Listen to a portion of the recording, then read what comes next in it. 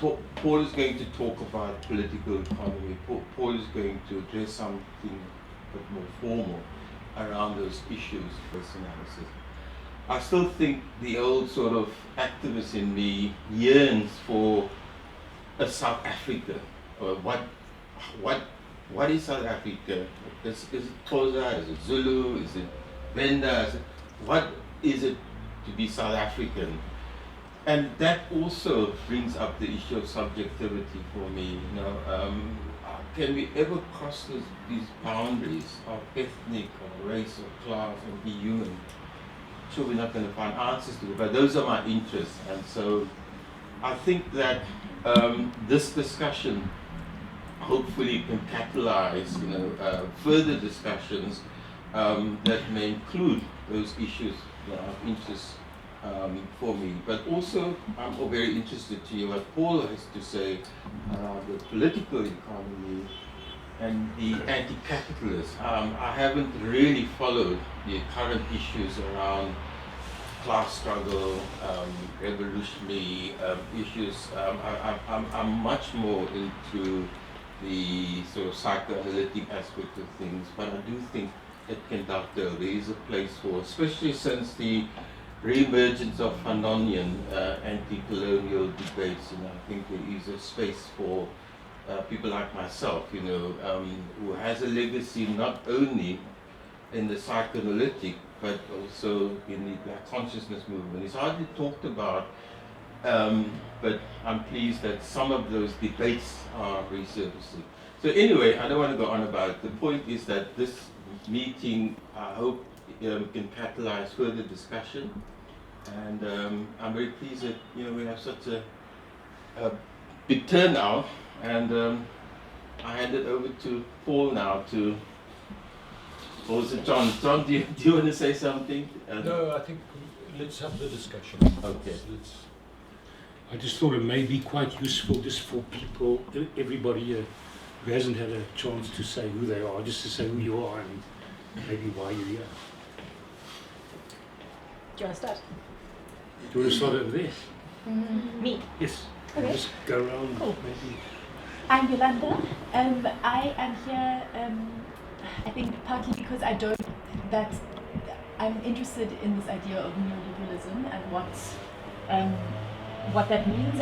It's a word that gets thrown around a lot. I work also sort of in the urban informal settlement sector, and it's not always entirely clear to me what it means, how it manifests. So I'm actually very interested to understand more. And I was attracted to the idea that it's like an open, accessible discussion, and also interested to understand how it plays, how this economic framework plays itself out practically in different spheres of our country and our society. I'm Nadine Kutsia. I recently came back to South Africa, having been taken away by my parents a long time ago. So I'm kind of looking for conversations about what South Africa is and what it wants to be. It's exciting for me. And I work at Kalk, which is, you probably all know what Kalk is. I'm Marcela, and I was invited by Yoli. That's mainly why I'm here. I'm Colombian by birth, but I've been in South Africa for 12 years, and I feel like this is, home. And so, quite interested to hear what people have to say. So, thank you. Hello, everyone. My name is Mohsin. I'm an urban planner. I'm here also because I was invited by Yolanda. But the reason why I accepted the invitation is because, I think the topic is quite interesting. We work in a context that's very unworkable. It's not like we imagine South Africa to be or post-apartheid. And we work in this context called Neo-liberalism, and sometimes we do things that kind of support that, and sometimes we do things that sort of starting to undermine it. But I think it's important that we kind of have a sense of what we do and how we contribute, to the system and enable it. So I'm looking forward to hearing your thoughts.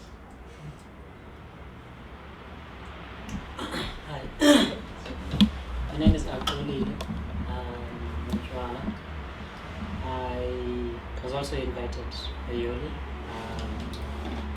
also because we've had like discussions, similar discussions around the issues that she's mentioned.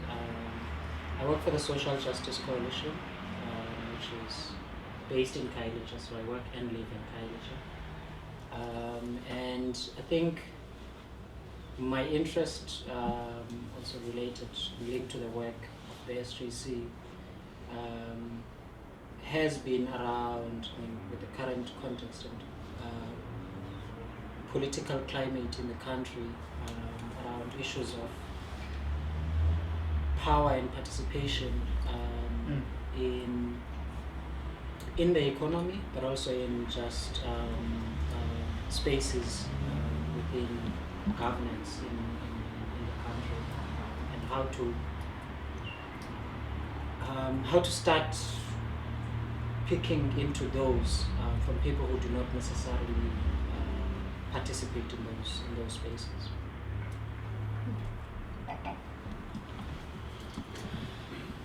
Hello, my name is Barry. I'm here because I was invited by Yoli. This is like you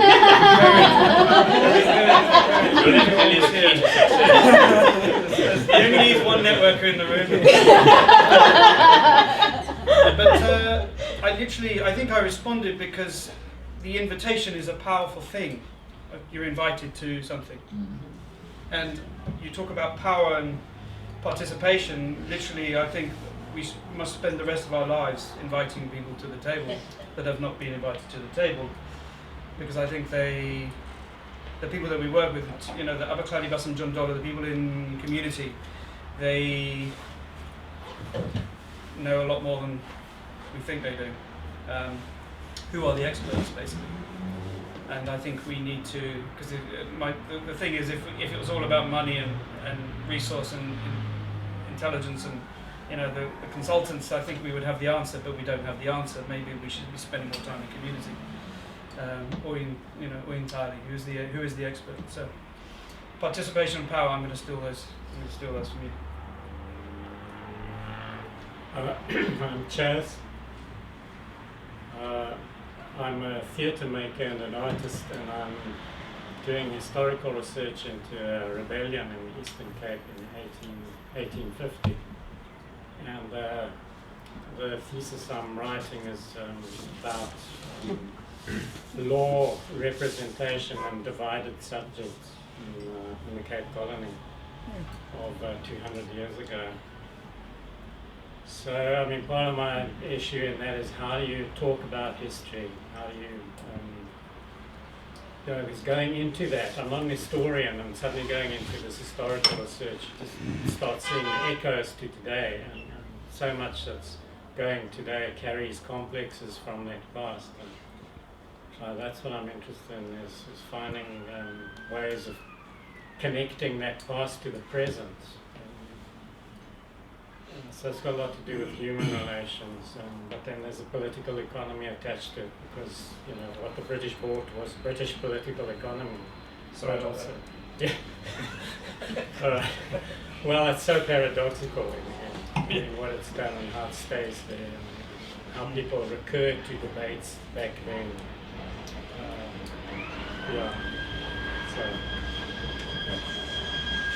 I'm Carlotta. I teach at the university. I teach German language and literature and cultural studies, and we debate things in class a lot with the student, but nevertheless I feel there's often very little time to reflect and to really actually go in any depth into any issue. So I'm quite excited to be able to be here. And of course I talk a lot with Paul, who's my husband. We don't necessarily always agree. And so I'm glad that the circle widens this way. Just to facilitate your conversation. No, but I think it's great. I'm very pleased to be here.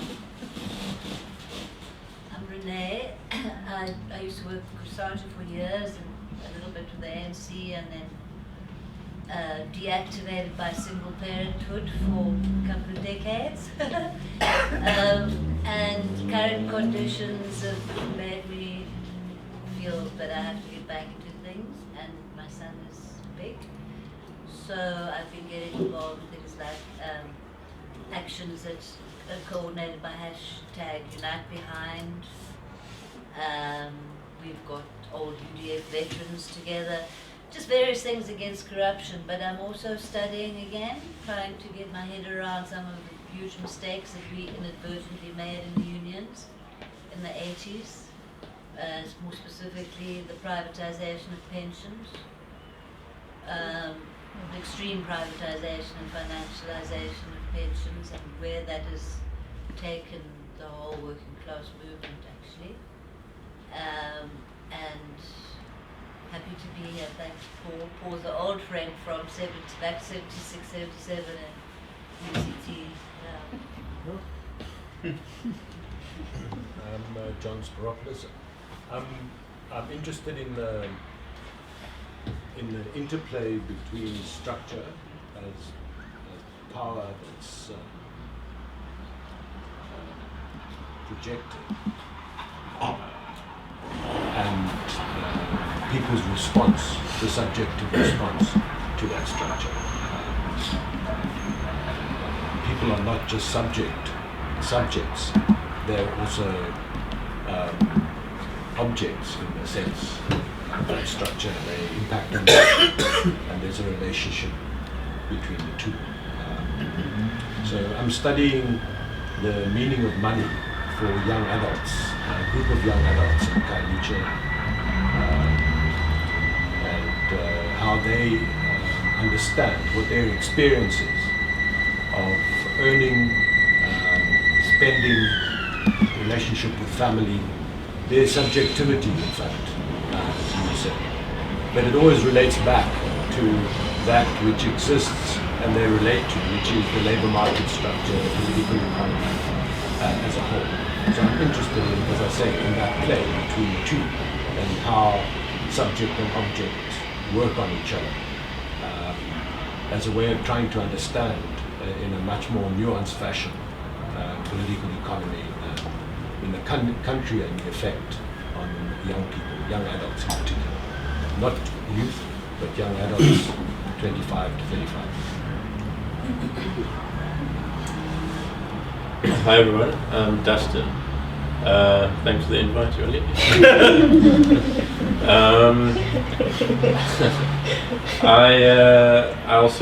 I've recently come from working with the Social Justice Coalition as well. Stood down. So I was there for quite a long time. And at the moment, I'm doing some work on a few things, but one of them is trying to sort of, coming from this activist background, working on these kinds of campaigns around social justice in the city, sort of looking at the bigger picture and how these things fit together, where a lot of this work is going, what the bigger sort of political project is, in which a lot of this work has been happening. And part of that is looking at issues like what we're discussing tonight around, particularly around the urban form and neoliberalism, and the struggles like the ones we've been engaged in over the last few years, which have been trying to challenge different parts of those, even if they're not necessarily named as anti-neoliberal struggles.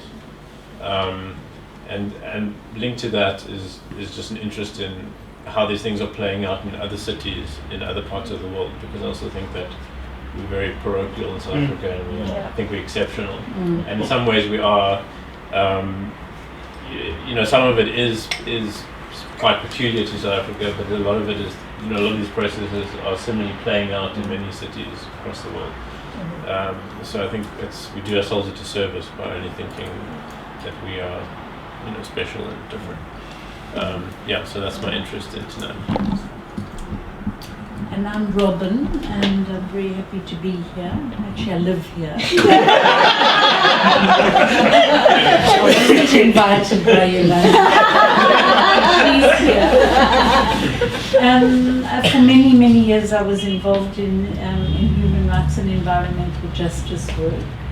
And now I have sort of closed in and not looking at global or even national or anything. It's all very small, and I'm kind of moved in and working in and around the community and hoping that that makes a difference. But I'm very interested to hear all the issues that have come up tonight and how somehow we can all these people all over the world, as you say, not just here. There's such clever people who've got so many wonderful ideas and so strong and powerful in their ethics and their beliefs, but somehow, we are not getting together and talking about how to move forward, and it would be nice to hear what people are thinking and help in some way to move forward.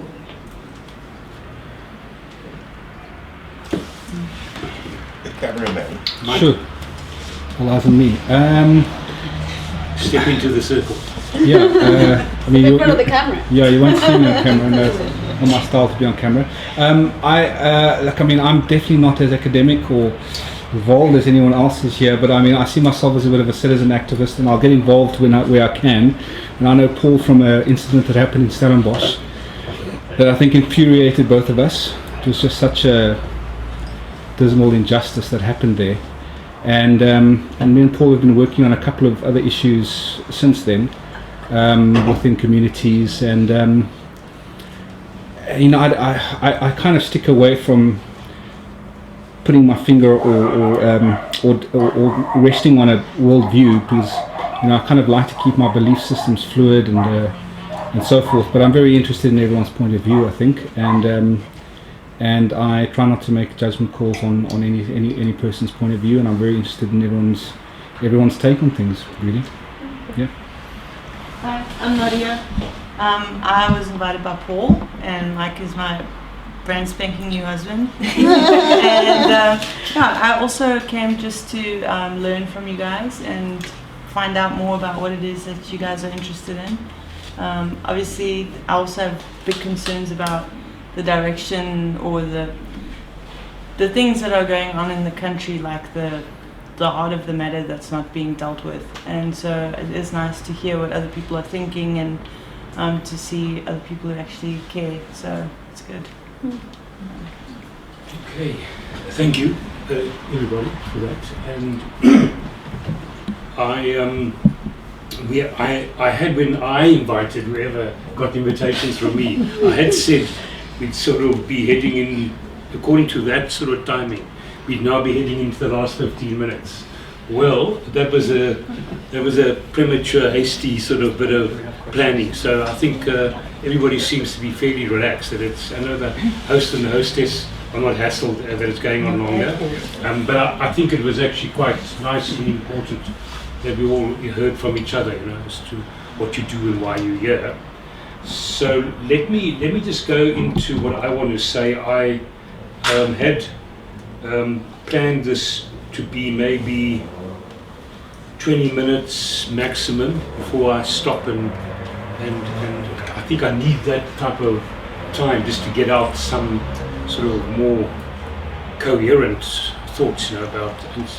And I have spent some time writing this up as a paper. Now the reason why I've done that is that I mentioned this to some of you earlier on, is that I have a website, Insight, INSITE, and it's got a blog page on it, and it's an attempt to be putting out some thought leadership. So whenever I'm doing things like these, I become, and self-employment and the risks around self-employment have focused me very carefully there. I become very aware of how can I use this, okay? Not in a manipulation of yourselves in any way, but how can I use it to project, in this case, my thoughts out into social media. I have a small newsletter that advertises it, and the reason why Comrade Mike and Comrade Nadia here filming and all of that is for that purpose. And if any of you feel that you don't want to appear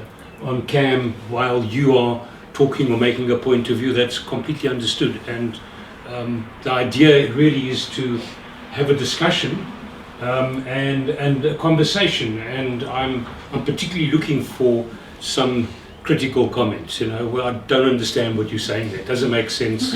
Explain yourself again. Talking above us, or you chirping like a hardy-da, or whatever. So it really is about I think sharing and learning. So having sort of just hopefully put you all at rest with that, let me just start off on this and try and get through this in 20 minutes maximum. I titled this paper that I'm busy writing here, I called it On Neo-liberalism and Class Struggle, and then I put their notes towards an investigation of South African post-apartheid urban and housing strategy. So very much the content of the gaze is urban and housing strategy, where I've been located for quite a long time. Some people might say too long, we should have made a change by now, but that moment is forbade. I'm there for life. and this is a reflection. It's really, these notes are really reflections on what I got from studying, that goes back into the 70s, and also what I got from practice first in the NGO world, and then more latterly, as a consultant to the various governments, the various people's governments of South Africa on urban and housing strategies. And so that's really what I'm looking back, possibly over the last 30 years, and trying to sort of make sense of why we're sitting where we are now, when and John was a comrade in Plan Act in the early 90s, when we had very different ideas and very different understandings of development, and we're slightly more before it than we are now. So what I've done is I've excuse me looking at the computer now and then, I'm just using it to sort of prompt my thoughts, and let me just tell you quickly how I've structured this presentation to yourself. So the first thing that I'll look at is, what are the housing and urban development questions as I understand them? And then after that, I want to just define this ideology that is known as neoliberalism. And I'll try and be quite succinct in that definition. And then the third point is, what are the classical economic and neo-Marxist critiques of this neoliberal ideology? So it's going to be a talk that I'm giving that's going to be quite theoretical, and I think it's important to talk theory about how do we join all these dots around us, because part of the ideology that dominates us says there is no need for theory. Everything is sort of there in your face, and so I think it's very important. And so what I'm going to talk about is not about a practical guideline, what you could do possibly tomorrow, but it's how do we step back and how do we see what's going on around us, and what are our own presuppositions that maybe we should become aware of. I think once you get clarity at that level for yourselves, or for ourselves, I think it gives you a framework within which you can talk strategy, which you can talk tactics, you can talk about plans, because they're not directly derivable from a theory, but it gives you a broader meaning to do that, and to be more consistent in your politics, basically. So that's why I think that's important. And then just towards the end, and this is where the paper actually got me very tired today. I just never had time, but that's no problem. This is part of the process. Towards the end, then, I just want to give you some reflections on the neoliberal housing and urban strategies that we've had in the country over the last sort of 20 or odd years, 25 years, since CODESA, 94. And then the final section is is sorry, and I'll end that off with some insights that I and a partner of mine developed. He's also got a lot of experience, although mainly in development financing, but some insights that we developed coming out of a project we did for the Treasury recently about where we think strategy should be going and where it isn't going. So there will be a little bit of a attempt to get traction closer to the ground, okay, with all this theory. And then right at the end, I just want to reflect or get us to think about, you know, what are the theories of change that we have? Because it's all very good to say, this is the way they see it, this is the way we see it, and these are the areas we should be focusing on, and we can solve the problem. But I think, Barry, you raised that question yourself earlier on about the role of professionals and intellectuals. So what are the motive forces out there, and how do we relate to them? Not an easy question, but I think there's a bit of theorizing around that also.